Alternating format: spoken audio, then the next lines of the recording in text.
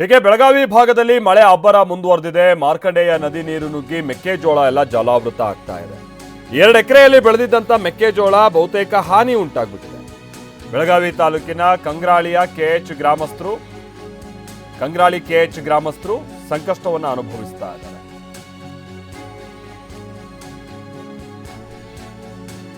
ಮೆಕ್ಕೆಜೋಳದ ಜೊತೆಗೇನೆ ಕಬ್ಬು, ಭತ್ತ ಇದೆಲ್ಲವೂ ಕೂಡ ಜಲಾವೃತ ಆಗಿದೆ. ಸಾಲ ಸೋಲ ಮಾಡಿ ಬಿತ್ತನೆ ಮಾಡಿರ್ತಾರೆ ಅಲ್ಲಿನ ರೈತರು. ಈಗ ನೋಡ್ರೆ ಕಂಗಾಲಾಗಿದ್ದಾರೆ. ಮೆಕ್ಕೆಜೋಳ, ಸೋಯಾ, ಭತ್ತ, ಕಬ್ಬು ಹೀಗೆ ಬಹಳ ಬೆಳೆ ಹಾನಿಯಾಗಿದೆ.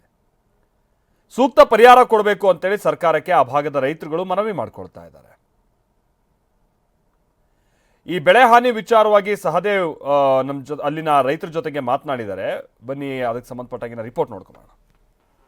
ಬೆಳಗಾವಿ ಭಾಗದಲ್ಲಿ ಧಾರಾಕಾರವಾಗಿ ಮಳೆ ಆಗ್ತಾ ಇರುವಂತಹ ಕಾರಣಕ್ಕಾಗಿ ಸದ್ಯ ಈಗ ಮಾರ್ಕಂಡೇಯ ನದಿ ತಟದಲ್ಲಿರುವಂತಹ ಬೆಳೆಗಳೆಲ್ಲವೂ ಕೂಡ ಸಂಪೂರ್ಣವಾಗಿ ಕೊಚ್ಕೊಂಡು ಹೋಗ್ತಾ ಇರುವಂತದ್ದು. ಅದರಲ್ಲೂ ಕಂಗ್ರಾಳಿ ಭಾಗದಲ್ಲೂ ಕೂಡ ಸಾಕಷ್ಟು ಪ್ರಮಾಣದಲ್ಲಿ ಹಾನಿ ಆಗಿರುವಂತದ್ದು. ನಾನು ಕೂಡ ಮಾರ್ಕಂಡೇಯ ತಟದಲ್ಲೇ ಇರುವಂತದ್ದು. ಎಷ್ಟರ ಮಟ್ಟಿಗೆ ಇಲ್ಲಿ ಬೆಳೆಗಳೆಲ್ಲವೂ ಕೂಡ ಕೊಚ್ಕೊಂಡು ಹೋಗಿದ್ದಾವೆ ಅನ್ನುವಂಥದ್ದನ್ನು ಕೂಡ ದೃಶ್ಯಾವಳಿಗಳಲ್ಲಿ ಗಮನಿಸಬಹುದಾಗಿದೆ. ಸದ್ಯ ಈಗ ಒಂದು ಕಡೆ ಭತ್ತದ ಬೆಳೆ, ಅದರ ಜೊತೆಗೆ ಮೆಕ್ಕೆಜೋಳ, ಕಬ್ಬು, ಮೆಣಸಿನಕಾಯಿ ಸಂಪೂರ್ಣವಾಗಿ ನೀರಲ್ಲಿ ಜಲಾವೃತ ಆಗಿರುವಂಥದ್ದು. ಈಗೇನು ತೋರಿಸ್ತಾ ಇದ್ದೇನೆ ಇದು ಮೆಕ್ಕೆಜೋಳದ ದೃಶ್ಯಾವಳಿಗಳು. ಅವೆಲ್ಲವೂ ಕೂಡ ನೀರಲ್ಲೇ ಎಷ್ಟರ ಮಟ್ಟಿಗೆ ಕೊಚ್ಕೊಂಡು ಹೋಗಿದ್ದಾವೆ. ಅರ್ಧ ಭಾಗ ಕೊಚ್ಕೊಂಡು ಹೋಗಿರುವಂಥದ್ದು, ಇನ್ನು ಅರ್ಧ ಭಾಗ ನೀರಲ್ಲೇ ಜಲಾವೃತ ಆಗಿರುವಂಥದ್ದನ್ನು ಕೂಡ ದೃಶ್ಯಾವಳಿಗಳಲ್ಲಿ ನೋಡಬಹುದಾಗಿದೆ.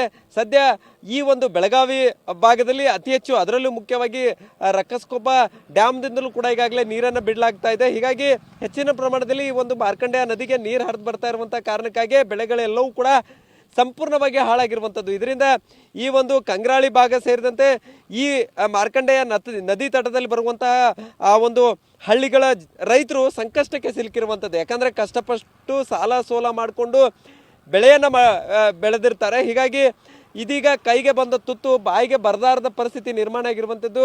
ಎಷ್ಟರ ಮಟ್ಟಿಗೆ ಕಂಗ್ರಾಳಿ ಭಾಗದ ಹೊರವಲಯದಲ್ಲೂ ಕೂಡ ನೀರು ನಿಂತಿದೆ ಅನ್ನುವಂಥದ್ದನ್ನು ಕೂಡ ದೃಶ್ಯಾವಳಿಗಳಲ್ಲಿ ನೋಡಬಹುದಾಗಿದೆ. ನಿರಂತರವಾಗಿ ಮಳೆ ಆಗ್ತಾ ಇದೆ.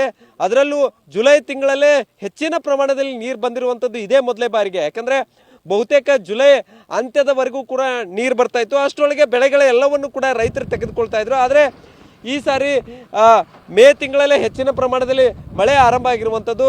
ಜೂನ್ನಲ್ಲೂ ಕೂಡ ಹೆಚ್ಚಿನ ಪ್ರಮಾಣದಲ್ಲಿ ಮಳೆ ಆಗಿರುವಂಥದ್ದು. ಹೀಗಾಗಿ ಇದೀಗ ಕಂಪ್ಲೀಟ್ ಆಗಿ ಬೆಳೆಗಳೆಲ್ಲವೂ ಕೂಡ ನೀರಲ್ಲಿ ಜಲಾವೃತ ಆಗಿರುವಂಥದ್ದು. ನಮ್ಮ ಜೊತೆಗೆ ಈ ಭಾಗದ ಸ್ಥಳೀಯರನ್ನ ಮಾತಾಡಿಸ್ತೇನೆ, ಎಷ್ಟರ ಮಟ್ಟಿಗೆ ಇವರು ತೊಂದರೆಯನ್ನ ಅನುಭವಿಸ್ತಾ ಇದ್ದಾರೆ ಅಂತೇಳಿ.